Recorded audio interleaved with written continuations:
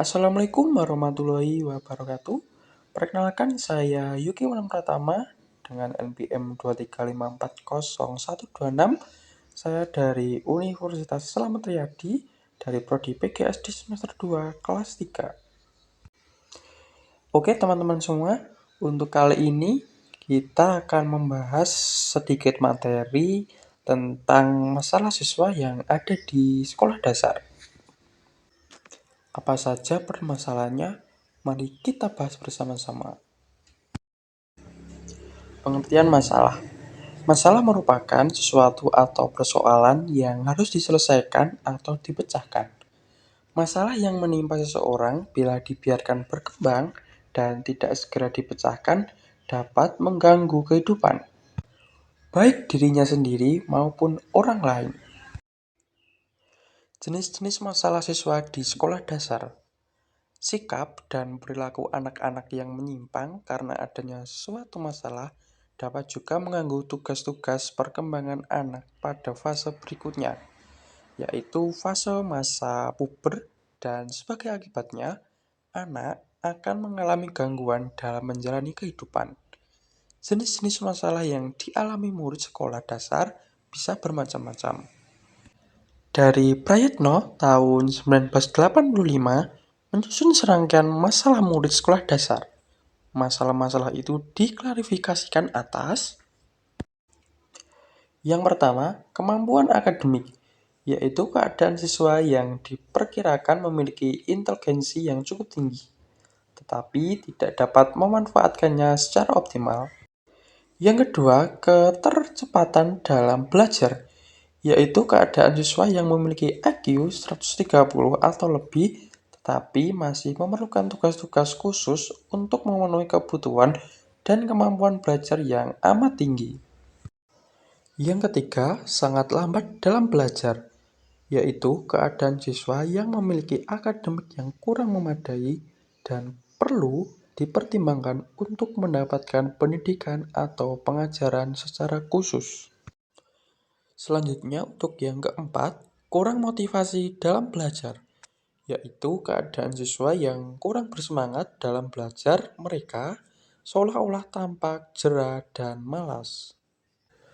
Dan yang terakhir adalah bersikap dan berkebiasaan buruk dalam belajar, yaitu kondisi siswa yang perbuatan dan kegiatan belajarnya sehari-hari antagonistik dengan yang seharusnya, seperti suka menunda tugas, mengulur waktu, membenci guru, tidak mau bertanya untuk hal-hal yang tidak diketahuinya, dan sebagainya.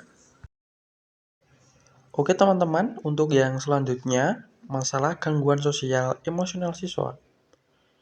Adapun masalah-masalah siswa yang umumnya ditemukan dalam proses belajar, yaitu masalah gangguan sosial emosional. Berikut beberapa contoh gangguan sosial emosional yang nampak di kelas. Yang pertama adalah anak yang hiperaktif. Anak seperti ini cenderung tidak bisa duduk diam.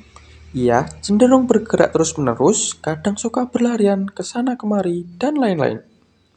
Yang kedua adalah distractibility child, atau anak yang cenderung cepat bosan.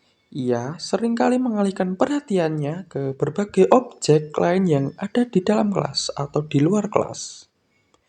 Yang ketiga, poor self-concept adalah anak yang cenderung pendiam di kelas, pasif, atau sangat perasa sehingga mudah tersinggung. Yang keempat adalah anak yang impulsif, atau anak yang cepat bereaksi setiap guru memberikan pertanyaan di kelas. Namun, jawaban yang diberikan seringkali tidak menunjukkan kemampuan berpikir yang logis. Yang kelima, anak destructive behavior, atau siswa yang suka merusak benda-benda yang ada di sekitarnya. Yang keenam, destructive behavior adalah anak yang sering mengeluarkan kata-kata kasar dan tidak sopan. Yang ketujuh, dependency child, atau anak yang selalu bergantung pada orang tuanya. Anak seperti ini sering merasa takut dan tidak mampu untuk berani melakukannya sendiri. Yang kedelapan adalah withdrawal, atau anak yang mempunyai sosial ekonomi yang sangat rendah, sehingga ia merasa dirinya bodoh dan enggan untuk mencoba membuat tugas-tugas yang telah diberikan oleh guru karena dirinya merasa tidak mampu untuk menyelesaikannya. Yang kesembilan adalah learning disability atau anak yang tidak memiliki kemampuan mental yang setara dengan anak-anak yang lain atau yang sebayanya. Yang kesepuluh adalah learning disorder atau anak yang mempunyai cacat bawaan baik kerusakan fisik maupun kerusakan syaraf. Yang ke-11, underachiever atau anak yang mempunyai potensi intelektual di atas rata-rata, namun prestasi akademiknya di kelas itu yang sangat rendah.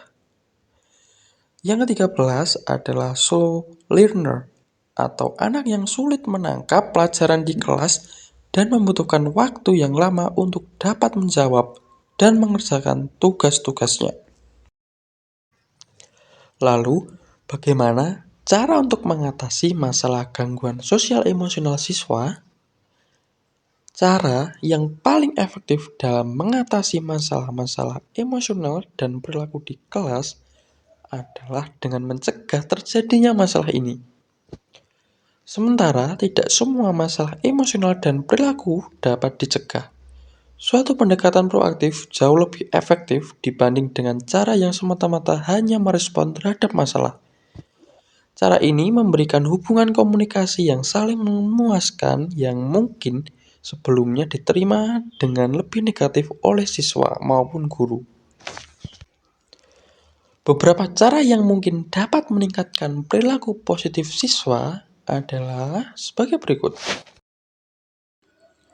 Yang pertama, memberikan penjelasan dan harapan-harapan pada emosi dan perilaku siswa yang diinginkan sejelas mungkin bagi mereka. Yang kedua, menunjukkan dan memberikan penjelasan pada siswa terhadap hal-hal yang negatif dan tidak pantas dilakukan oleh seorang siswa. Yang ketiga, memberikan perhatian dan pengakuan kepada siswa atas sifat-sifat dan prestasi yang positif untuk dinyatakan pada siswa setiap hari. Yang keempat, memberikan contoh sikap, kebiasaan kerja dan hubungan interaksi dan komunikasi yang positif. Yang kelima, selalu memberikan motivasi-motivasi positif kepada siswa dalam setiap kegiatan belajar mengajar.